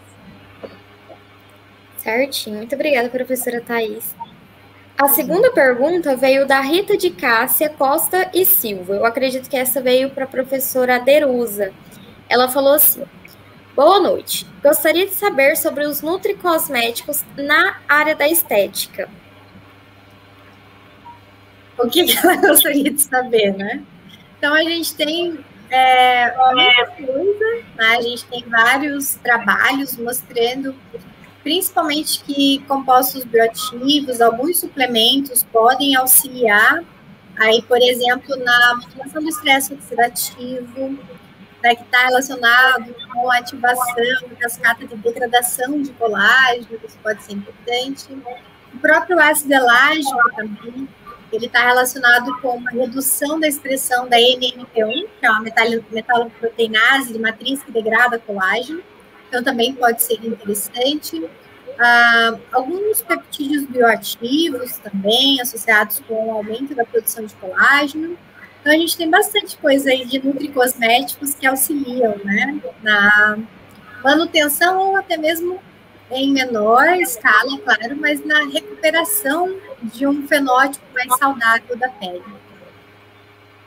Certinho. Eu acho que é até um tema interessante, Isa, para a gente poder trazer na nossa liga, um tema bem interessante. Eu mesma fiquei super curiosa. Tem bastante? Sim.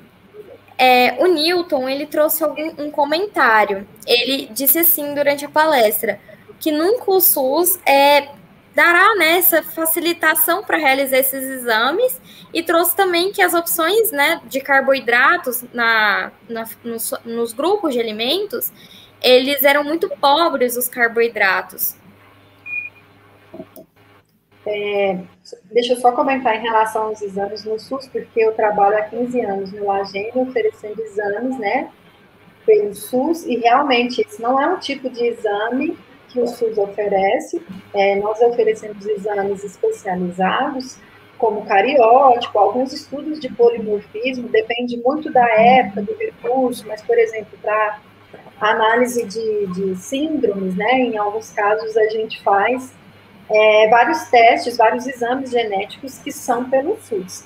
Mas, realmente, esse tipo de perfil relacionado à nutrigenética ainda não é oferecido. É mais o perfil de polimorfismo que tem algum risco de câncer, né? Ou dentro do aconselhamento, quando a gente identifica a necessidade de estudar algum polimorfismo, é mais com relação a questões mesmo de doenças ou de síndromes que existem na família. Eu não colocaria assim muito, a gente não desiste de falar da importância, mas eu também tenho certeza que não vai ser uma coisa para qualquer caso. Eu acho que quando envolve risco, por exemplo, uma hipercolesterolemia familiar, onde você tem riscos, né, para a família, e isso envolve outros descendentes, e aí, às vezes, o exame ele vai realmente contribuir. Então, em alguns casos, futuramente, pode ser que seja oferecido, mas não vai ser para qualquer pessoa ou qualquer perfil. Verdade. Mas tem um estudo que tá... Não vi se já saiu o resultado dele, mas eu tive conhecimento que ele foi aprovado pela FAPESP, pela Unicamp, né, lá de São Paulo, que era justamente para identificar qual era o impacto financeiro de você fazer um exoma do SUS. Então, o exoma é um exame para avaliar aí, variações genéticas específicas na parte que codifica, né, o DNA. Então, ver qual era o impacto de você trabalhar com esse exoma para orientar o tratamento precoce, né, de prevenção mesmo, de redução do risco de doenças, e também para direcionar o tratamento farmacológico para algumas situações, né, que você tem mais eficácia. E nos Estados Unidos, a gente tem trabalhos bem importantes, bem robustos, como, por exemplo, na Clínica Mayo, e eles identificaram que realmente existe uma economia em longo prazo de se fazer um teste de farmacogenética logo na admissão do paciente no hospital. Então, você reduz tempo de internação, reduz reinternação e reduz custo com medicamentos desnecessários, né? Então, eu acho que é um caminho que a gente está seguindo, mas ainda leva muito tempo para isso chegar. A gente tem que ter uma mudança de paradigmas que vai olhar de uma maneira preventiva e não de uma maneira, né, tratativa. E esse é um desafio, né, Adelise? Eu falo isso muito também, a gente mudar essa cultura daquela medicina para sempre curar quando a doença já existe, para tentar trazer a cultura da medicina preditiva e preventiva. Isso, se as pessoas enxergarem lá na frente que vai diminuir custos, aí acho que a realidade tende a começar a mudar. Mas enquanto for economicamente viável para algumas classes, né, não vamos deixar de falar aqui, mas existem alguns perfis profissionais que ganham com o fato de você esperar a doença estar ali presente para tratar. Então, isso acaba sendo uma dificuldade. Até por uma questão de cultura, né, professora? A gente, normalmente, o brasileiro em questão, eu falo por experiência própria, a gente espera a situação estar muito mais grave para evitar certas condições, ou, aliás, para controlar certas situações, do que realmente, tô achando que é uma coisa, vou no médico, ou então simplesmente fazer um check-up, né, no anual, verificar essas questões. O brasileiro tem muito essa cultura. Então, digamos assim, é um mal da nossa sociedade. Sim. E o bom que incentiva, né, a galera que está assistindo, as pessoas mais jovens, estudantes. Uhum. Bom, eu quero agradecer as duas professoras, a professora Thaís, que é frequente na nossa liga, a professora Adriana. Ela virou membro da Ligem, ela virou membro. Eu acho. E eu só para finalizar, quando vocês me perguntaram, né, de alguém para falar sobre esse assunto, eu não tive dúvidas da professora Aderuza, né? E como eu também já me sinto muito da Liga, eu agradeço mais uma vez a Aderuza. A gente não está pessoalmente, né? Faz tempo que a gente não se vê, mas a gente sempre se fala e eu tenho uma admiração pelo trabalho dela na universidade, pelo conhecimento que ela passa e por ela defender isso que, né, para nós é muito importante, principalmente porque é um conhecimento científico que ela faz, que está na prática, porque trazer conhecimento científico para a universidade só para constar que a pessoa está fazendo pesquisa, e isso é importante, a pesquisa, ela contribui, mas esse conhecimento científico, que é da nutrigenética, ele é muito importante na prática. Tanto é que existe até essa questão relacionada a pacientes do SUS. Então, mais uma vez, minha admiração, e que bom que vocês gostaram da professora também. Nós amamos, vamos trazer ela muito mais vezes. Pode voltar, que a gente... Obrigada, pessoal. Obrigada, Thaís. Eu também tenho muita admiração. Perguntam para mim quem trabalha, eu indico a clínica de vocês. Obrigada. Então, muito obrigada, professoras. Eu acho muito bacana. Todo mundo da Ligem mandou mensagem falando que estava adorando, que não tinha nem como fazer perguntas com vocês, explicando. A gente fica muito feliz.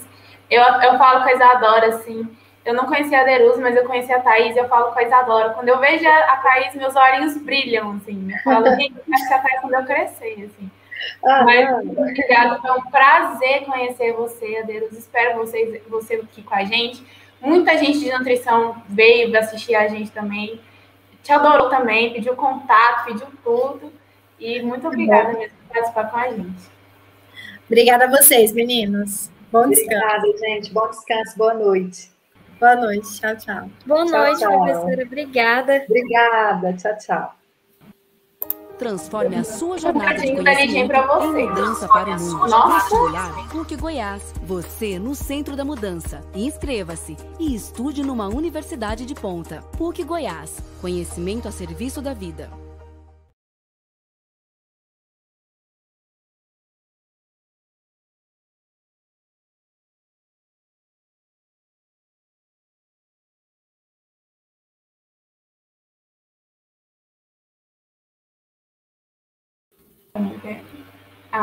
Voltou rapidinho. Gente, a gente tem um recado para vocês. A gente recebeu muitas inscrições, muitas mensagens querendo participar da Ligem. A gente vai abrir a provinha de novo para vocês. A gente vai colocar até que dia que vai ficar aberto para vocês escreverem e fazer parte da Liga. E não se esqueçam de preencher o link que está no link da descrição para vocês ganharem o certificado, que a gente vai mostrar também no canal, no nosso Instagram. Como vocês vão conseguir o certificado no site da PUC, tá bom? Mas, em geral, pessoal, os certificados, eles ficam presentes no site da PUC, na aba certificados, mas assim como a Isabel disse, a gente vai... Sigam a Liga, acompanhem os stories, acompanhem nossos posts, porque a gente vai fazer um tutorial bem certinho, bonitinho, para vocês acompanharem e compreenderem como funciona o processo de baixar, preencher o certificado, tudo certinho, tá? A gente vai abrir esse link novo para... inscritos, porque a gente recebeu várias solicitações, então tudo vai estar no nosso Insta, podem ficar tranquilos, a Ligem ela tá aberta a todos os públicos, não se preocupem, a gente tem muitas vagas e a gente tá de coração quentinho para receber todos vocês. E tem coisa boa vindo aí nesse semestre, ainda não acabou, tá bom? Não acabou, gente, tem muita novidade. Então é isso, gente, muito obrigada pela participação de vocês. Muito obrigada, pessoal, pela participação de vocês. Tenham uma boa noite.